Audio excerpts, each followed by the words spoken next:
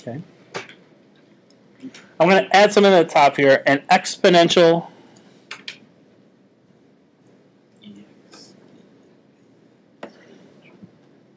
growth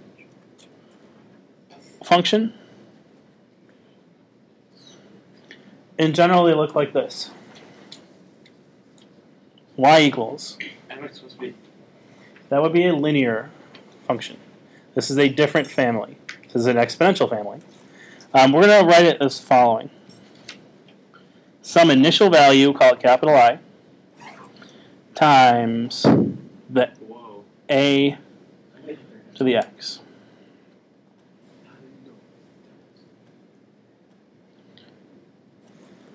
Where I is the initial value, a is the base, or another word for it is the growth factor.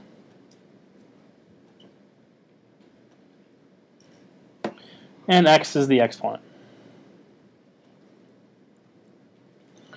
Or the variable we're going to plug in.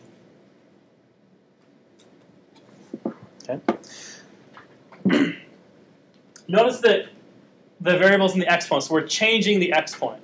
Or we're changing how many times we're multiplying by the base. We're going to multiply by more and more and more of these bases. So in general, this initial value and this a are going to be numbers of some sort. Like in this function here, this is an exponential function whose base or whose growth factor is 3. Or I'm going to change how many times I multiply some number by 3 over and over and over again. The higher x gets, the more 3's I'm multiplying together. So forth. Okay. I'm going to start by trying to use this idea of this general form to write a rule for these tables of values. And notice that these tables of values, as x changes, y does not change what's called linearly. Y does not go up by the same amount every single time. We're not adding the same thing every single time, like we would when we tried graphing lines and writing rules for lines. Okay. Well, there is a pattern, though, for the first one. Does anyone see what the pattern is? As x goes up by 1, how is y changing? Lily?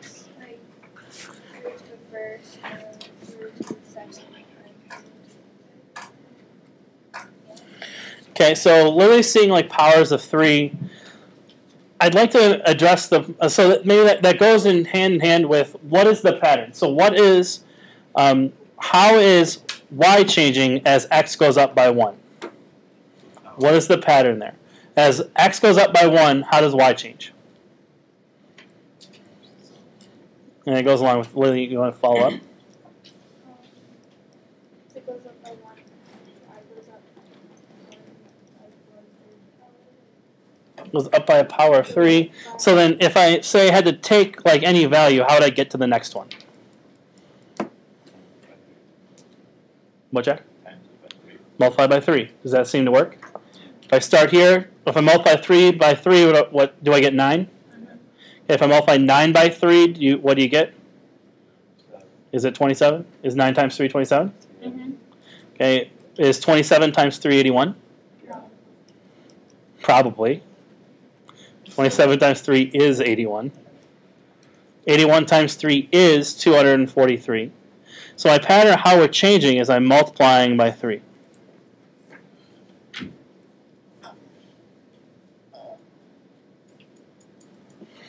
So the pattern here is I'm multiplying y by 3. That's how y is growing. It's growing by a factor of 3. I'm multiplying every y value by different powers by more and more 3's. So my growth factor, or my base here, is the pattern. I recognize what the pattern is. How do I change from y to y? And that's, my pattern is 3. That's going to be my base, or my growth factor. The problem is I still need to know what the initial value is. I got to know where I'm starting. Well, a good place to start is when there's no x's. You can identify when there's no x's being multiplied, the y value is what's called my initial value. It's where I start. So what's the value of I in this case?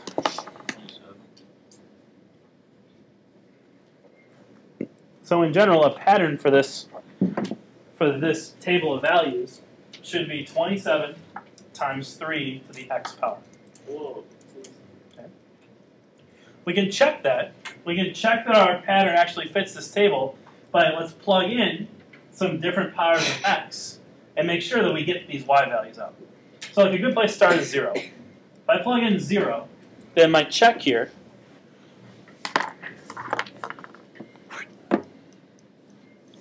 when x is 0, then y is 27 times 3 to the 0. Okay, if I want to simplify this, I need to use my orders of operations.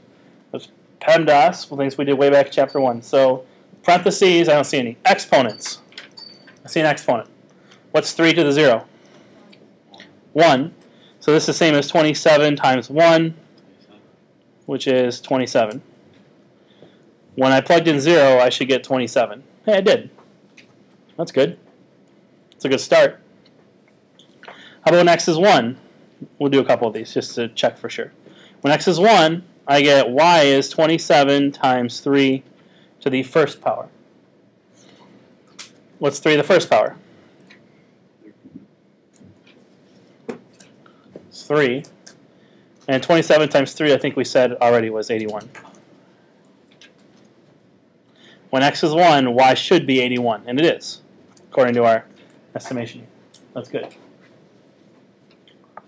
How about when x is negative 1? When x is negative 1, it means y is 27 times 3 to the negative 1. How am I going to simplify this thing?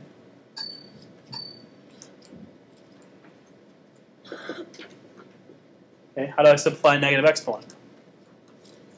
How do I write it as a positive exponent? And Jack's saying reciprocal. Does anyone agree with Jack? What's another? What does it mean when I say find the reciprocal of a number? How do you find the? Opposite's not a great word. Bree? I don't know what a word to be. Put under one and then Flip it. Yeah, that's what I say. Put a 1 underneath and flip it.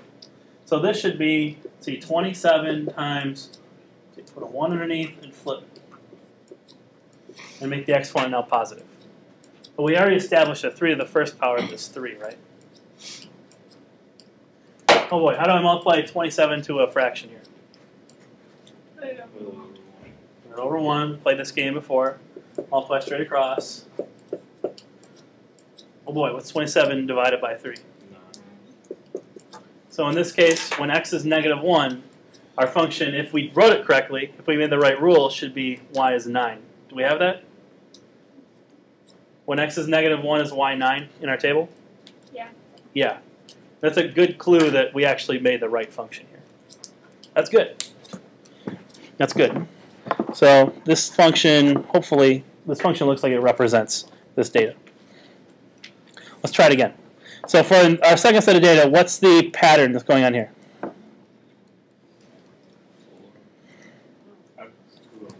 As x changes by 1, how does y change?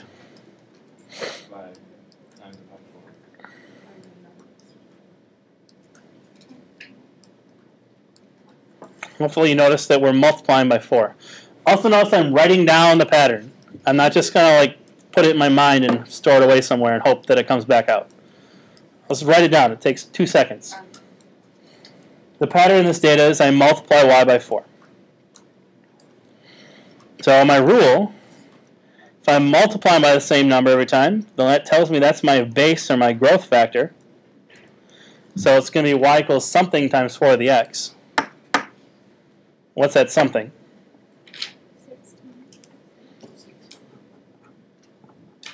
16.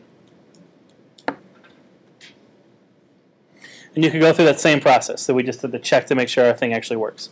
Plug in different exponents here and see what values you get out. And will guarantee you that in this case, if you do it correctly, this does work. If I give you some data, there's one way to fit it to a function. We're going to kind of do, to go along with that, I could also say give you a rule, and we could actually come up with a table of data, and then maybe even graph that thing, which is going to be our goal for the rest of the class today. is to be able to take a function now that I give you and give you a rule. Now I want to come up with a table of values and actually graph this thing, get a feel for what this thing actually looks like. Okay. We'll start with some kind of more or less basic ones here. So I'm going to say y equals 3 to the x power. When you're graphing functions, you can pick whatever x's you want. It doesn't matter. X is called an independent variable. You can pick any numbers you want, and you'll just calculate what y is. But I go with picking some x values that are kind of like in the warm-up. We started with 0, and we found a couple numbers on either side of 0. It's a couple positives, a couple negatives. I recommend you do the same. So if I'm going to graph some functions, I recommend maybe pick 0, pick a couple numbers above 0, maybe a couple numbers below 0. It's your choice, but these are going to be convenient to graph. Okay. So I'm going to graph these. So that amounts to me being able to use my exponent rules from before and simplifying these expressions. So when x is -2, y is 3 to the -2. Okay, so I got to figure out what 3 to the -2 is. 3 to the -2, that should be what? 1 over 3 to the +2. Well, what's 1 over 3 to the +2? What's 3 squared? So I got 1 over 9. If I change 1/9 to a decimal. So now when I want to graph this, I find x is -2. So I go on my graph paper, I go -2, up 1/9, or up 0.1 repeating, which is just a little bit above the line. Less than a quarter, a little bit above the line. I got my first point plotted. Well, let's repeat this. Let's see if we can go a little quicker. So when x is -1, y is 3 to the -1, which is 1 over 3 to the +1, which is just 1/3.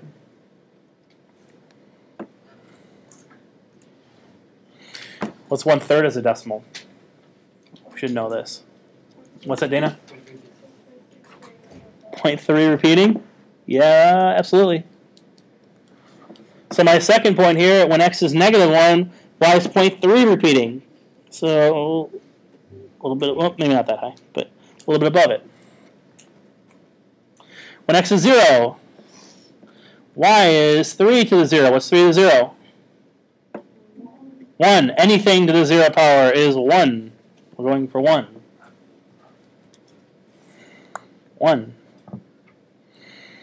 Now the easy ones. When y is 1, when x is 1, y is 3 to the 1, which is 3. Hopefully we can graph that. Over 1, up 3. See how we're kind of growing as we go along? How about when x is 2? Y is 3 squared. What's 3 squared? 9. So when x is 2, I go over 2, and I'm going to now go up 9. 2, 3, 4. Oh, I ran out of graph paper. 5, 6, 7, 8. Like somewhere up here.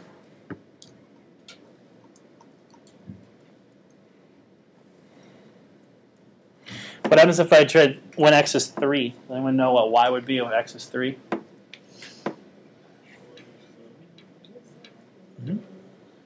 27. So if I go over 3, now I have to go 27. So I have to go up like 3 times that. Like up here somewhere. Okay, these things grow very rapidly. I get to 3, I'm already like this far above my graph paper. Okay, when I get to 4, I'm at 81 now. Now I'm like in the first row of seats here. Okay? They grow very rapidly. That's kind of why they're called exponential growth functions here. So when I graph these, I'm going to play connected dots here. So I'll draw a nice little smooth curve through these points. And that leads me to the last kind of important piece of discussion here that I don't have room on the graph paper for, but we're going to do on the board. This flans right out and it hugs really, really close to this line y equals 0. Okay? And in fact, this line y equals 0 has a special name. This line that this graph will never cross and never touch, which we generally represent by a dotted line, this is called an asymptote. It's spelled like this. A-S-Y-M-P-T-O-T-E. An asymptote. That's a line that a function never crosses and never touches. Call it an asymptote. But anyways, so your exponential functions, and every exponential function that we graph will have one of these. A characteristic of them is they have an asymptote. So you'll have some line that this function will never cross and never touch.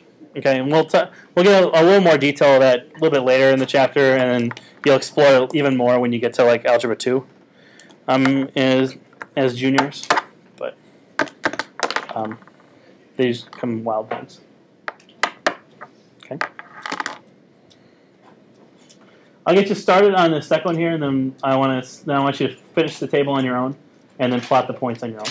Okay, so like we did for the first one, our independent variable here, let's choose some convenient ones, -2, -1, 0, 1, and 2. This time our rule is y is equal to 5 to the x.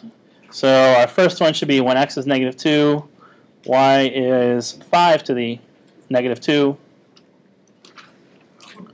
1 over 5 squared, 1 over 25.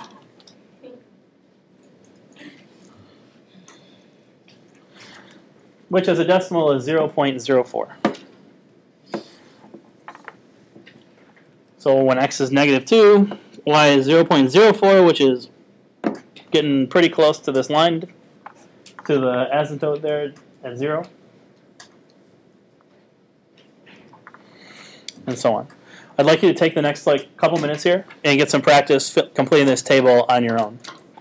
Once you get the table filled out, or as you go, like I did, as you go, fill out the table, plot your points, and then I want to see what the graph of this looks like. You'll notice that our final value here is going to be kind of hard to graph, so don't freak out.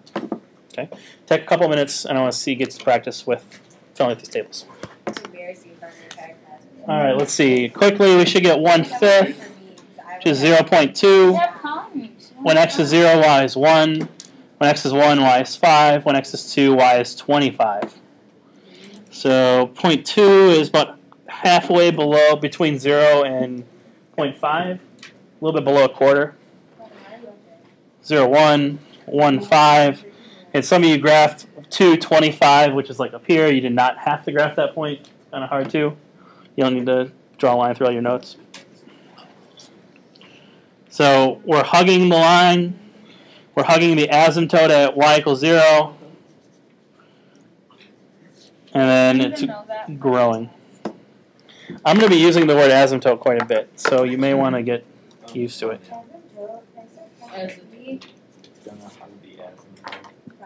It's pretty important because it's a characteristic of... Ken says it's going to be the vocabulary in the homework.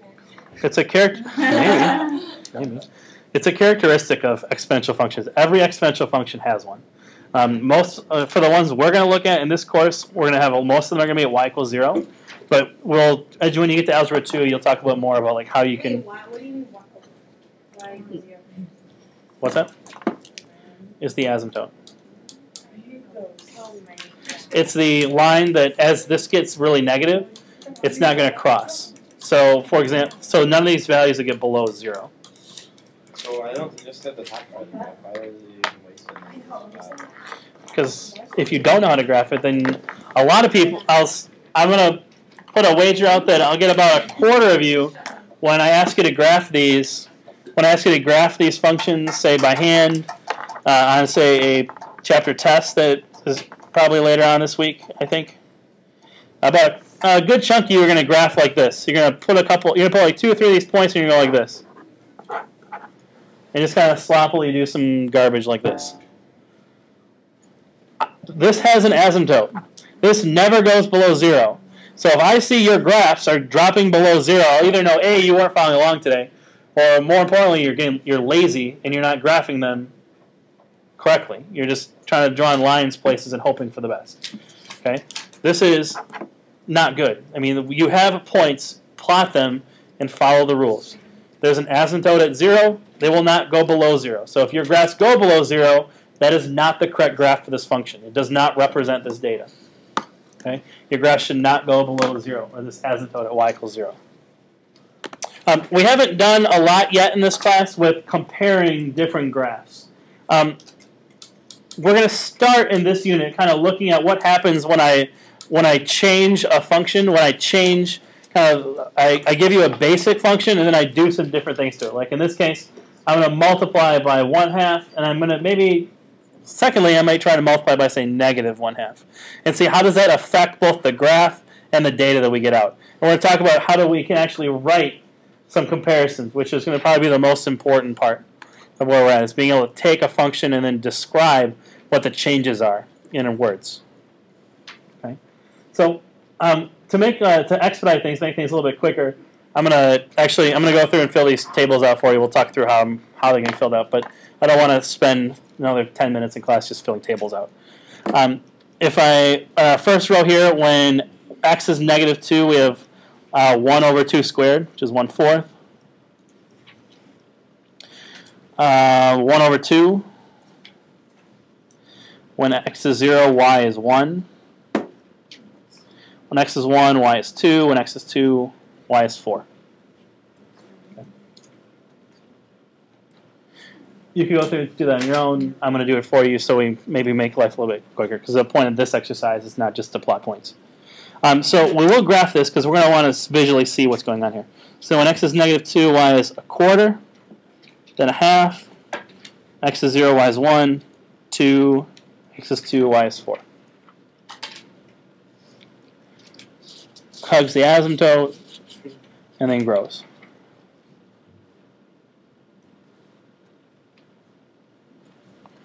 Okay, this is my original function. Y equals 2 to the x. Okay. In the second column, I'm going to take this very same function in an orange here, my orange pen.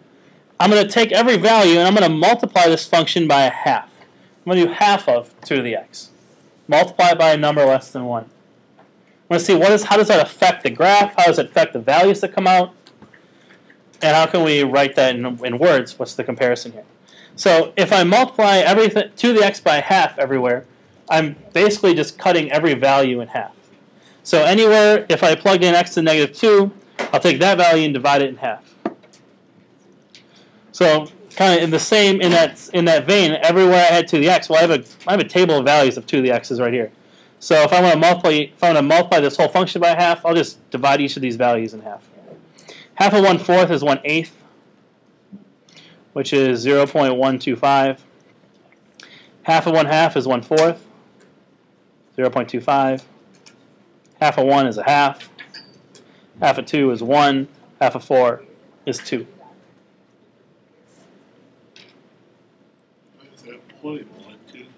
0.125, yes. Graphing each of those, you get the following. You get, let's see, 0.125, 0.25, 1/2, 1, 2, and you get this graph in orange. 0.125, 1/2 of 1/4 is 1/8.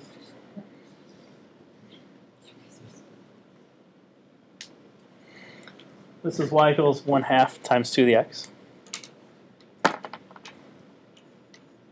Okay.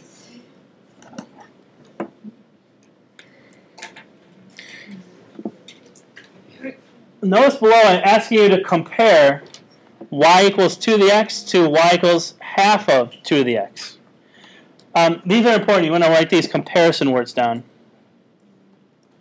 These are key words that I'm going to be looking for when we compare two functions.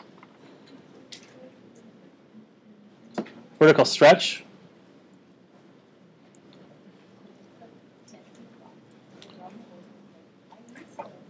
A vertical shrink. And the other one for this one is a reflection.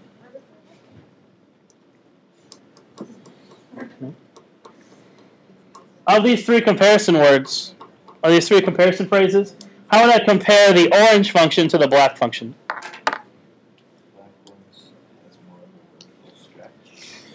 Okay, the black one stretched out more. What if the black one was the original? How would the orange compare then? It's been shrunk. It's been every value has been kind of compressed down. It's been shrunk down.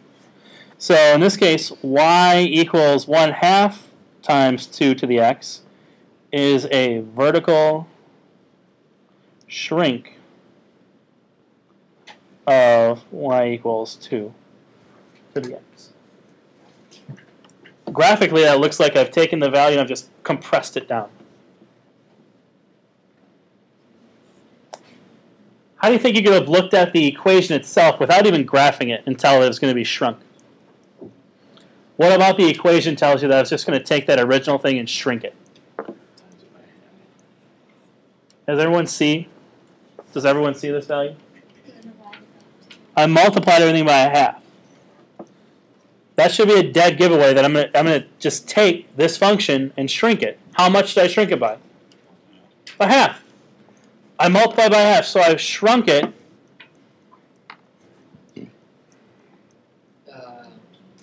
So how much did I shrink this by? The vertical shrink of this by what factor? By 1/2. I tell you exactly how much I shrunk it by. It's what I multiplied the original function by. 1/2. Okay. So that same line of logic, without graphing, without doing anything, how would this function? How should this function compare to y equals 2 to the x?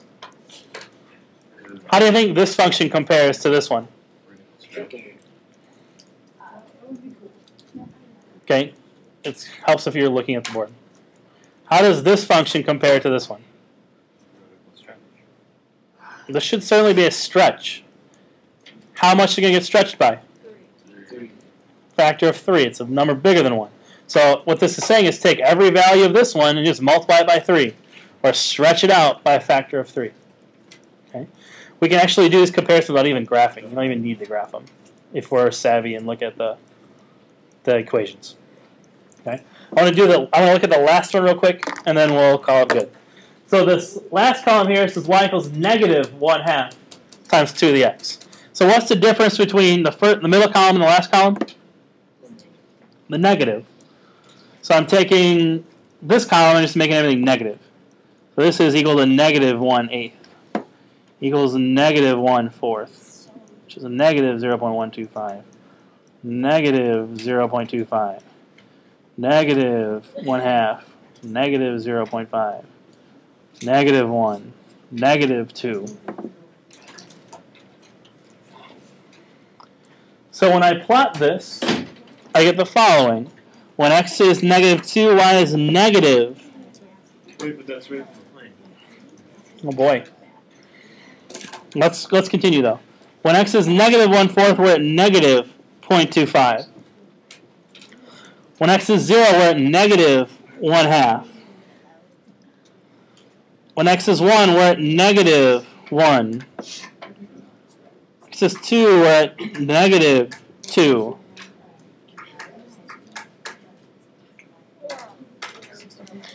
You get a function that looks like this.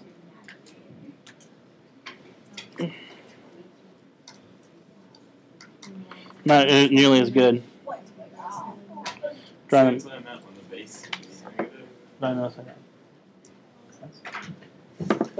This is the equation for y equals negative 1/2 times 2 to the x. That's a reflection. Y is perfect. Okay, notice that the base is not negative. Okay? The base is not negative. The initial value is negative. What we're multiplying, what we're starting at is negative, but the base is not. Okay? The base is 2. We're still multiplying by 2, Just we're starting with a negative number. Okay. So how would I compare? What are some how would I compare this purple graph from y equals negative 1/2 to the x to the original in black, the y equals 2 to the x?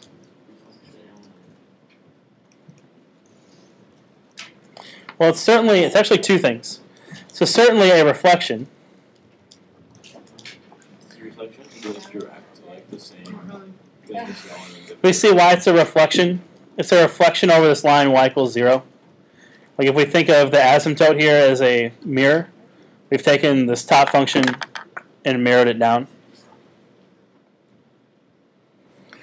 What in the equation tells you that's going to be a reflection? Does anyone see what's going to be the giveaway for it to be a reflection? What was different between these two? One's negative, one's positive. Was this one a reflection? No. This one was a reflection. Because you're times it by a negative. Yeah, the negative sign here is the giveaway for the reflection. It's also being multiplied by 1/2 as well.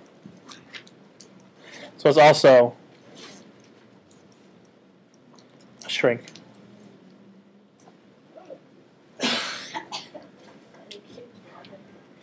It's also a shrink. I've squished it down a little bit. I squished it first and I reflected it.